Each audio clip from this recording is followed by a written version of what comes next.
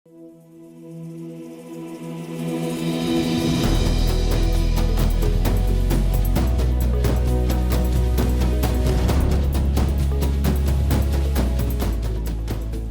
fɛ nɛgɛ ɲɛ 7 tɛmɛna ni sanga 30 ye Mali kɔnɔ. An ka foli bɛ aw ye. VOA Bambara ka tabale gosika ye nin ye. VOA Afrika kunnafoni turukalaw kan.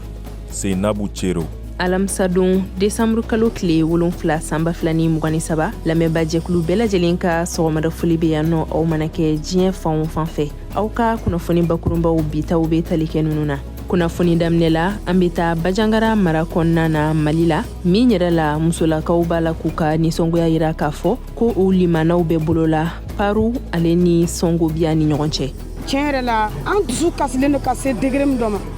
Ala de b'a dɔn. Sisan bibi na kɔni ɲani b'an kan tulu b'an kan.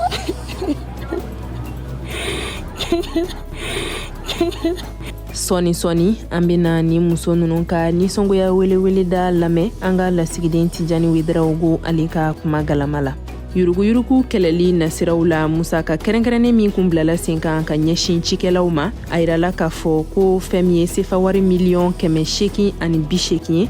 ko o de y'o jɛ. O kɔfɛ an bɛ taa Burkina Faso min yɛrɛ la Wagadugu tribunal administratif juge ale ye laseli kɛ arabadon k'a fɔ jamana ɲɛmaw ye ko fɛn min ye u ka laɲiniw ye ka kunnafonidilaw ale ni sigida yiriwalitɔn maw ka olu bila ka taa kɛlɛ kɛ ni banbaganciw ye ko u ka o waleya ninnu bɛɛ lajɛlen bila. Bi kunnafonidi kɛnɛ kɔnɔ an bɛna kuma fiɲɛ nafa kan sigida kɔnɔ ni an ko a ma ko jidaga. Jidaga fɔlɔ an k'a dɔn ko jigiya daga de don. O kɔrɔ ye mun de ye bɔgɔ min bɛ tigɛ ka kɛ jidaga yɛrɛ ye i b'a dɔn bɔgɔ dɔ de don min ka fasa. Sɔni an bɛna Mariam Kuyate ka fasiri sɔrɔ nin kɔɲɛw kan. Ninnu de ye bakurunbaw ye kunnafoniya wɛrɛw bɛna fara minnu kan ni ka bɛɛ lajɛlen walawalaw ye sanga 30 kɔnɔ bi alamisa don décembre kalo tile 7 sanba 2023 tabalen kunnafonidi kɛnɛ kɔnɔ a y'aw bisimila.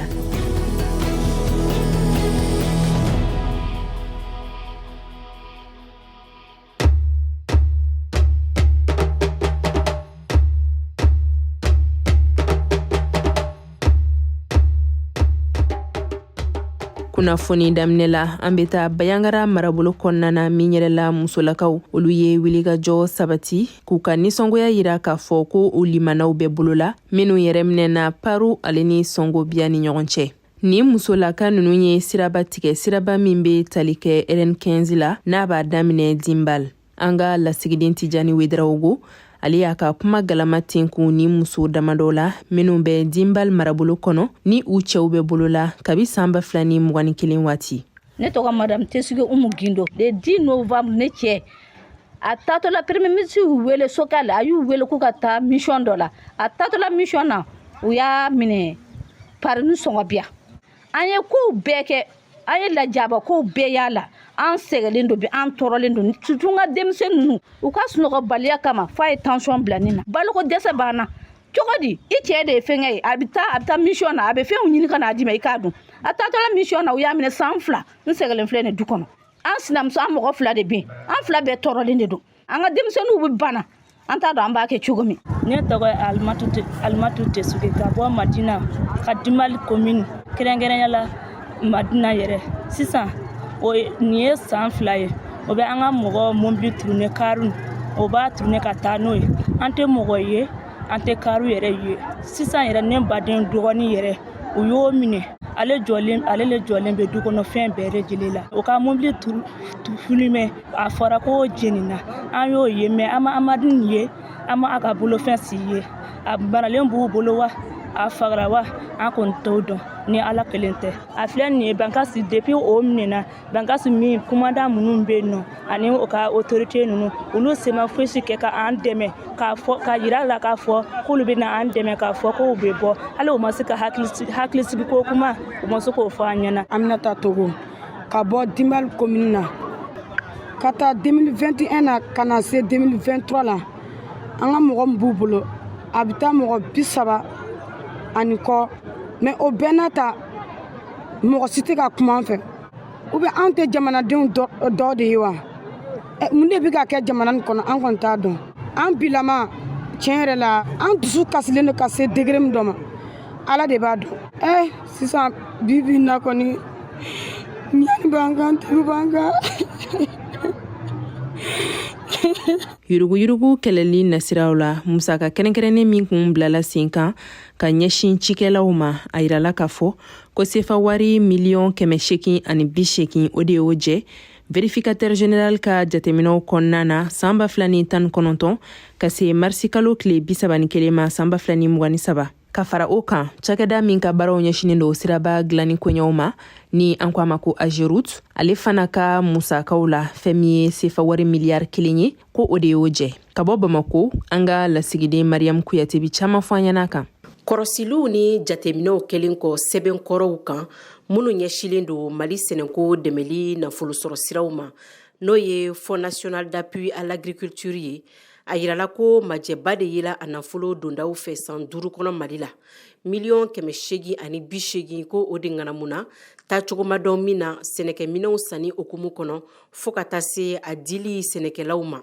vérificateur général n'a ka cɛdenw olu ye u tɛgɛda nin kisɛ kan ka kɛɲɛ n'u ka baaraw ye yurukuyuruku ani dunkojuguya kɛlɛli ma Mali jamana kɔnɔ min ye nin sɛgɛsɛgɛli sɛbɛnw ye u be kiritigilamaw ka bolo kan ni waati in na yaasa nin dunkojuguya min kɛlen filɛ maa minnu fɛ olu ka se ka nɔ minɛ kiritigilamaw fɛ o talen kɔ ka bɔ yen nɔ Ageroute n'o ye cakɛda ye min ɲɛsilen do sirako baaraw ma Mali jamana kɔnɔ o baarada fɛnɛ ye dunkojuguya caman kɛ ka daminɛ san 2017 kana bila san 2020 na nafolo kasabi min ŋanamuna olu fɛnɛ fɛ o be taa sefa wari miliyari 1 ani $773 la vérificateur général ka fɔla min ye Ageroute directeur fo ka taa se a ka comptable ma siga kelen bɛ nunu 2 ma u ka dossier o be borola sɛgɛsɛgɛli okumu kɔnɔ kiritigilamaw fɛ Mariam Kuyate ka laseli do ka bɔ Bamako VOA Bambara tɔgɔ la Burkina Faso kunu arabadon Wagadugu tribunal administratif juge ale cikan di Burkina Faso jamana marabagaw ma ko fɛn min u ka laɲiniw ye ka kunnafonidilaw ale ni sigida yiriwalitɔn maw ka olu bila ka taa kɛlɛ kɛ ni banbaganci jɛkuluw ye ko u ka dan sigi o waleyaw bɛɛ lajɛlen na min yɛrɛ la maa dɔw b'a la i n'a fɔ Basiru Bajo, Isaka Lengani ale ni Razman Zinaba ma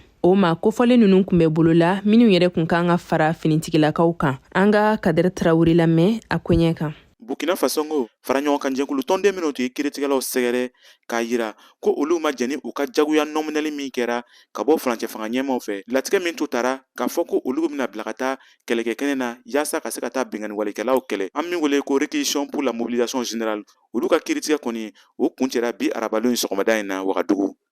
hakililanjigira kiiri nin b'a tigɛ ko filanan yɛrɛ a fɔlɔ o tun kɛra kiiritigɛla dɔw ɲɛfɛ an min wele ko tribunal de droit commun nka nin kiiritigɛla nin tun y'a yira ko olu fanga tɛ se ka nin kiiri nin tigɛ olu kosɔn maa minnu jagoya nɔminɛni don olu sera kiiritigɛla dɔw ɲɛfɛ an min wele ko tribunal administratif kiiritigɛli kɔ jo taara di maa minnu ma minnu jagoya minɛni don n'an b'olu wele ko réquisitionné tribunal administratif y'a yira ko a dangani tɛ u ka se ka maa ninnu minɛ fangara ka taa ni olu ye kɛlɛkɛ kɛnɛ kan Maître Prosper Farama ale ye lafasalikɛla ye min t'o maa jagoya nɔminɛni ninnu senkɔrɔma dɔndɔnna Violation faite aux libertés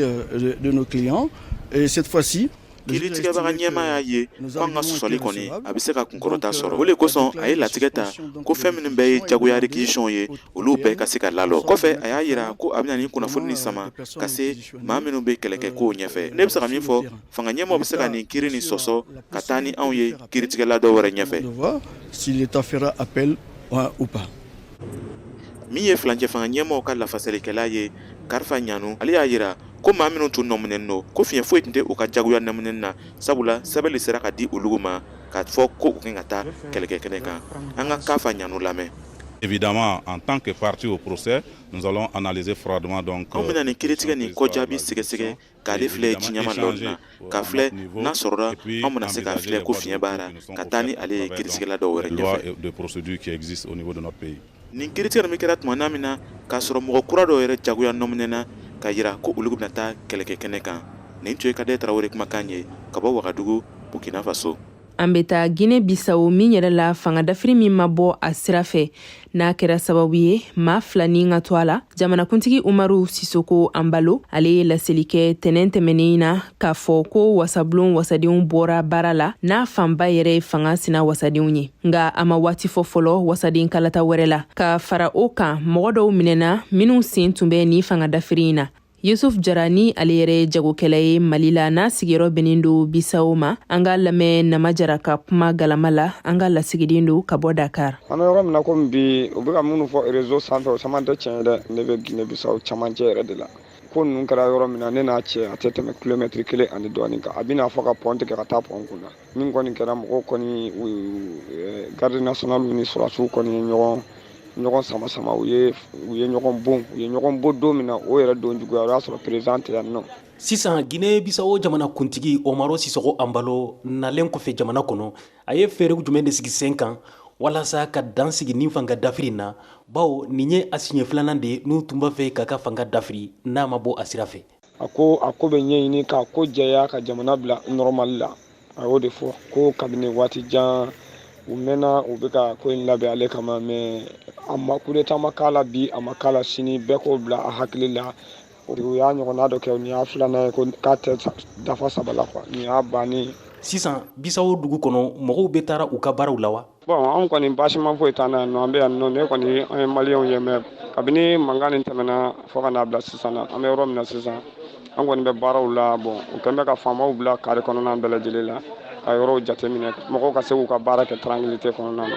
Minnu bɛ ka fɔ sa minnu fɔ réseau ka mɔgɔw jatigɛ Maliw ni jamana wɛrɛw la mɔgɔw ka lajɛ ka kumakan minnu n'i y'a dɔn k'a fɛ a bɛ mɔgɔw hakili sigi a bɛ mɔgɔw ni information don n'a bɛ mɔgɔw lafiya a y'olu kumaw fɔ o de ka ɲi mais n'i y'a kɛ dɔrɔn min mana sɔrɔ dɔrɔn bi fɔ a ma nɔgɔn quoi an kɔni bɛ yan baasima foyi tɛ yan nɔ waati donc u kɔni bɛ ka ko ɲɛɲini mɔgɔ minnu ye tiɲɛni kɛ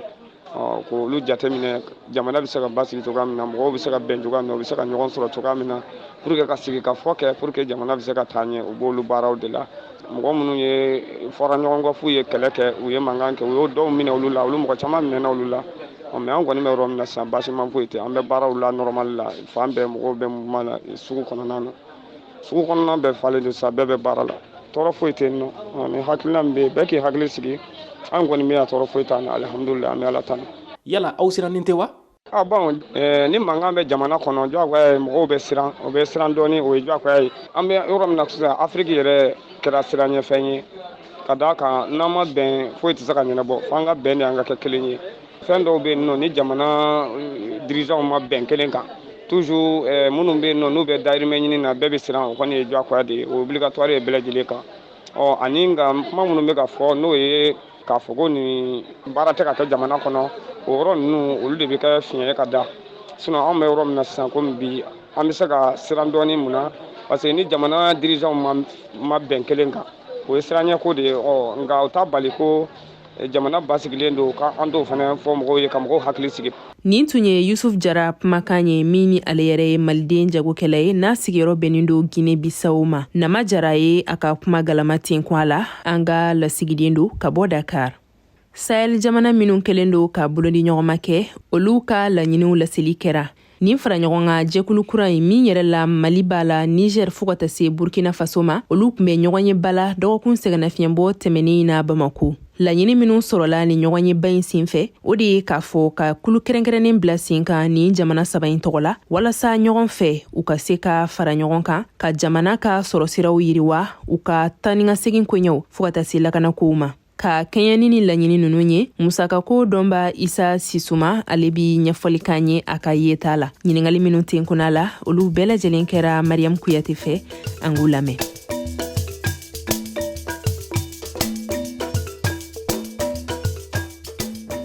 N'i y'a lajɛ déjà ninnu ka fara ɲɔgɔn kan a bɛ se k'a fɔ tare don bawo an b'a ye k'a fɔ ne ni jamana 3 denw lajɛ jamana 3 in denw bɛɛ ye mɔgɔ suguya kelen an bɛ se k'a fɔ ten donc a bɛ komi hali frontière min sigira an bɛ se k'a fɔ frontière latigɛlenw tɛ parce que i bɛ taa sɔrɔ dɔ bɛ nin yɔrɔ in na a ka du tɔ bɛ yɔrɔ dɔ in na donc an bɛ se k'a fɔ jamana kelen don jamanaden kelenw don n'u yɛrɛ ye hakilina sɔrɔ k'a fɔ u bɛ fara ɲɔgɔn kan yaasa ka laɲini dɔ kɛ an bɛ se k'a fɔ o ye ala tanu de ye. ayiwa nin jamana saba in y'a yira k'u bɛna u kɔkɔw da baarabolo caman na teriya la i n'a fɔ sɔrɔ siraw fo ka taa se lakana ma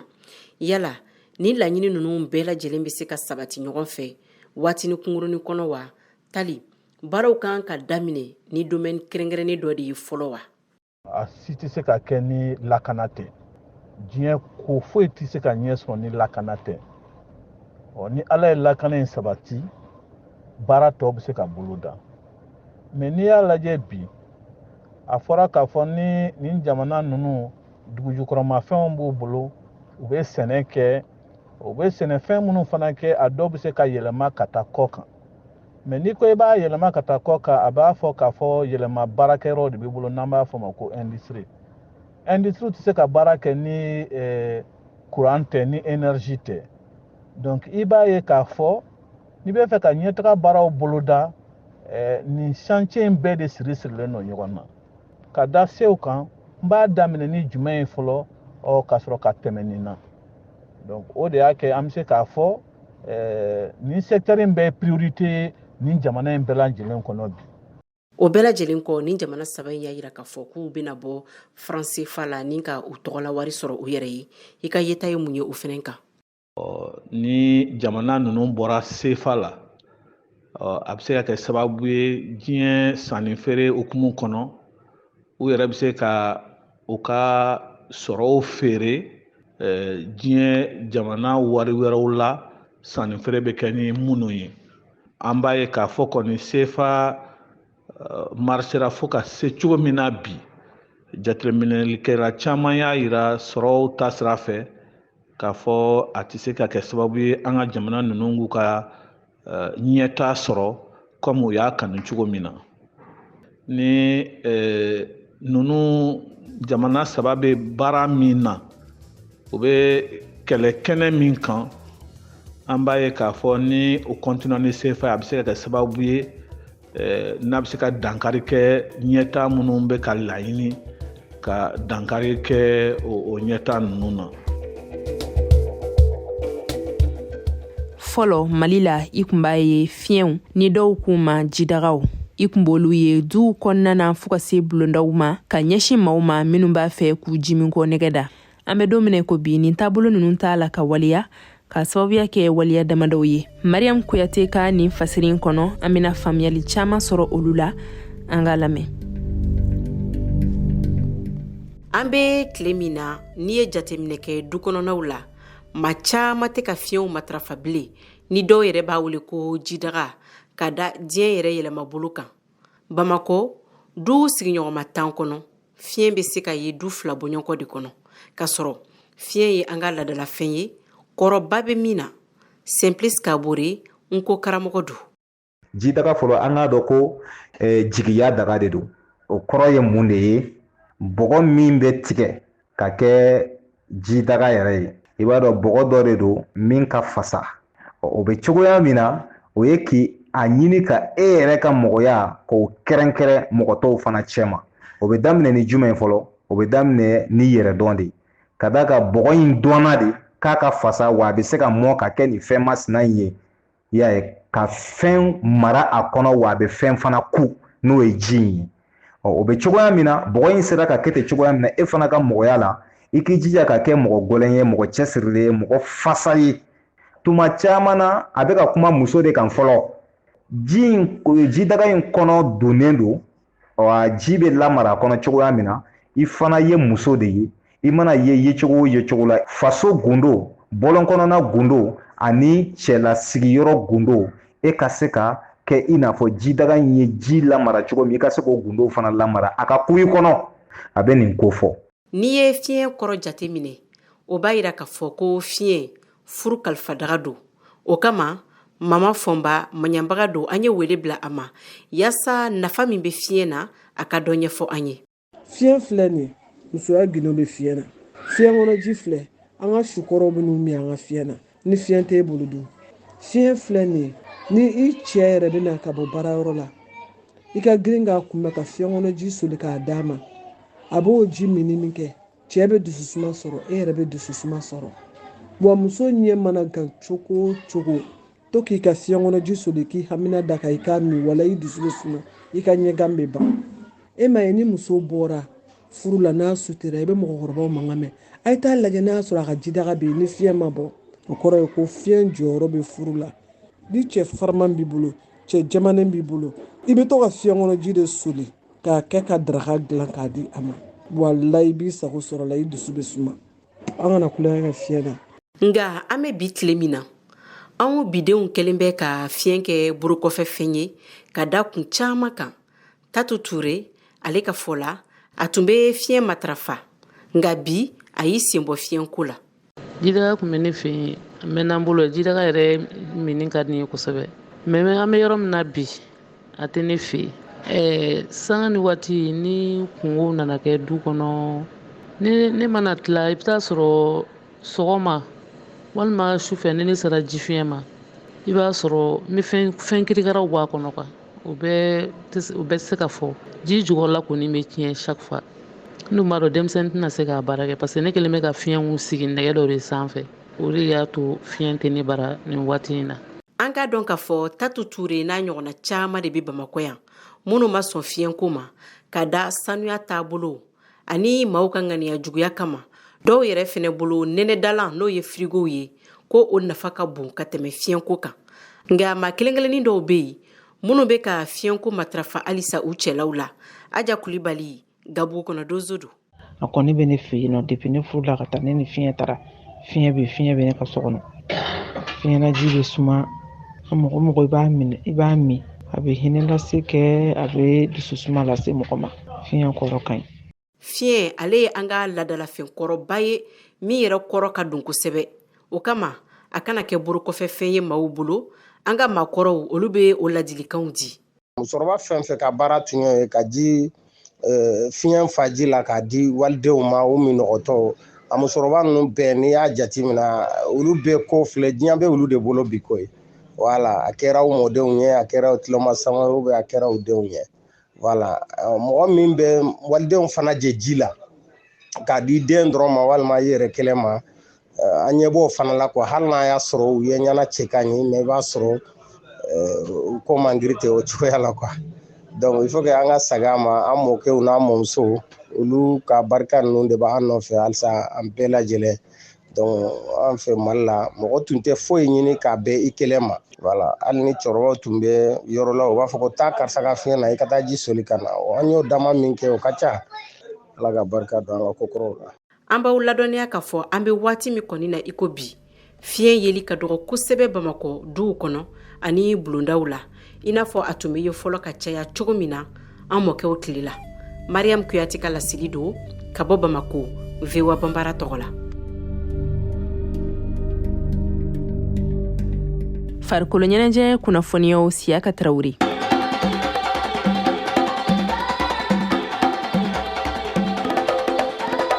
Halisa an kumana muso sedantolantan kan Mali muso forobatɔn équipe nationale bena ye CAN muso kɔrɔbalenw ta phase finale kɛnɛ kan Maroc san wɛrɛ 2024 min tun ye a CAN éliminatoire ɲɛbila ɲɔgɔndanw ye a tako labanw kuncɛra. Mali ye se sɔrɔ Laginɛ kan tagali ani kɔsegini bɛɛ la. Kɔsegini ɲɔgɔndan tana kuna sini tarata décembre kalo tile 5 san 2023 in na stade Lat Dior de Thiès la Sénégalikaw fɛ yen. Kanankolo celu 3 Mali kanu na o y'a ɲɔgɔndan jaabi ye. Laginɛ jɔ lamagara Mali muso sedanntolantana Fatumata Jara fɛ sanga 41 na sanga 58 na Umu Kone ye Mali celu 2nan don. Waati kofɔlen banna sanga 4 ka yɛlɛ o sanfɛ Agaisha Jara ye Mali celu 3nan don. Mali forobatɔn degeli karamɔgɔ Salou Museni Mohamed ka kumakan na a bɛ dɔn kɔ nisɔndiyalen don kosɛbɛ a sɛbɛ tun b'a ma a y'a yira ko cɛsiri ka baara don. Waati dɔ kun sera mɔgɔw k'a dɔn k'a fɔ franchement an bɛ ko min kunna an bɛ se ka lase yɔrɔ la u hakili tɛ yɔrɔ min na. Ɲinan ta Ala y'a nɔgɔya 4 matchs 4 victoires ça c'est du jamais vu ce n'est jamais fait au Mali éliminatoire la. An ye min don n'i y'a bɛɛ fara ɲɔgɔn kan a bɛ taa 10 na n'i y'a match 4 fara ɲɔgɔn kan an bɛ Ala fo k'Ala barikada n bɛ denmisɛnninw fo yan yɔrɔ la denmisɛnninw y'u cɛsiri an y'a f'u ɲɛna u ka carrière de bɛ yen u k'u ka carrière jateminɛ u bɛ ko kɛ bi na u ka carrière jateminɛ an ka taa an ka performance ɲini Ala barikala bi Ala ye an dɛmɛ an ye qualification sɔrɔ. Maître Famakan Dambele ale ka baara ɲɛsin bɛ muso sedantolantan ma Mali sedantolantan fédération na a ma ka nisɔndiya dogo fes qualification min sɔrɔla vraiment a diyara ne ye kosɛbɛ kosɛbɛ n ye tolanta ye cogoya min na ce qui veut dire que équipe nin n'a dɛmɛna kosɛbɛ kosɛbɛ an bɛ mun ɲini an b'o sɔrɔ ne bɛ mun ɲini autorités fɛ n'i y'a mɛn ko préparation il faut mettre l'équipe dans les conditions ko de don ni ni équipe bilala condition na ni ala sɔnna n'an taara Maroc ko wɛrɛ bɛ fɔ mun ni nin tɛ kelen ye. hakilina jiginna ɲɔgɔndan in tagali la Bamakɔ novembre kalo tɛmɛnen tile 30 Mali musolakaw ye se sɔrɔ laginɛtaw kan kosɛbɛ cɛli 7 Mali kanu na farafina jamana 12 minnu bɛna ye CAN musolakaw ta 2024 Marokokaw fɛ olu dantigɛlen filɛ Afrique du Sud, Algérie, Botswana, Ghana, Mali, Maroc, Jatigi, Nigeria, RD Congo, Sénégal, Tanzanie, Tunisie ani Zambie. VOA Bamara Tokola Bamako Siaka Traoré kala selido.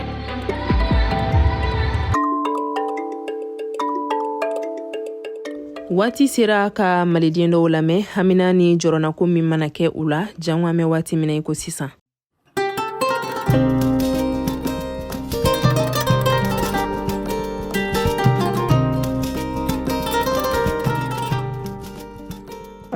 VOA Bamara mɔgɔw aw ni sɔgɔma an ka foli bɛ aw ye ne ye aw balimakɛ ye Baba Keita n bɛ Bamakɔ ne b'a fɛ maliyɛnw ka sabali ka nin waati tɔɔrɔ muɲu tɔɔrɔ caman bɛ mɔgɔw kan kurantigɛw b'a la marisentanyɛw b'a la baarantanyɛw b'a la bon tiɲɛ yɛrɛ la ne kɔni fɛ nin ye waati ko de ye a bi tɛmɛ quoi mɔgɔ tɛ se ka hɛrɛ dɔ sɔrɔ fiyewu f'i ka tɔɔrɔ dɔ kɛ fɔlɔ a jateminɛ siniwaw ye waati juman kɛ Mao ka wagati la u ye waati janba de kɛ gɛlɛya la ne biya filɛ an bɛ jamanaba fɛn o fɛn ye k'u ye hɛrɛba sɔrɔ tan ne a caman ye gɛlɛyabaw de kɛ ka tɛmɛ n'i ye gɛlɛya tɛmɛ i bɛna se hɛrɛ ma mɛ n'an ko an tɛ gɛlɛya foyi de muɲu a ma nɔgɔ quoi o la ka foli se aw bɛɛ lajɛlen ma aw ka laseli kɛ ko ɲumanw na bamanankan jɛlen na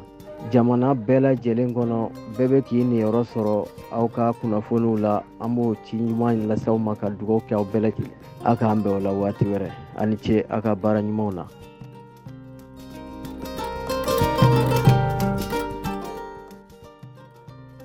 VOA Bamara an sɔgɔma ne tɔgɔ ye Ibrahim Sangare ka bɔ Bamakɔ alors ne tun bɛ fɛ ka intervenir Bamakɔ nɔgɔ ko kan vraiment maliyɛnw mana wuli an bɛɛ fɛ mana wuli Mali kura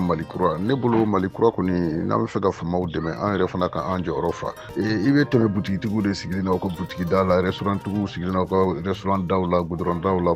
buguri kelen don k'u kɔrɔla fa poussière bɛ goudron kan fo ka goudron kɛra fo ka goudron ninnu dɔgɔya n'an bɛ initiative ta au moins k'an ka dalala buguri bɔ yen ne hakili la jamana bɛ jɛya sinon bi nɔgɔko in kelen don problème ye et puis i b'a ye i bɛ tile ban i sigilen don i bɛ ka nin poussière ninnu sama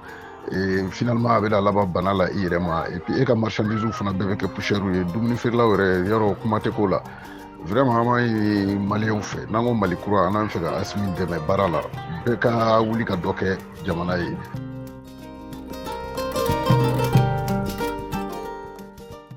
Ne tɔgɔ Salifu Damele ka bɔ sigida Galena Bamako Faba kɔnɔ vraiment an bɛ autorité de transition an b'o féliciter ale u n'u ka courage mais an b'a f'u ɲɛna fana hali bi u ka diplomatie renforcer pour que capital ko wari ko ka se ka nɔgɔya sinon ça ne va pas wari ko ça ne va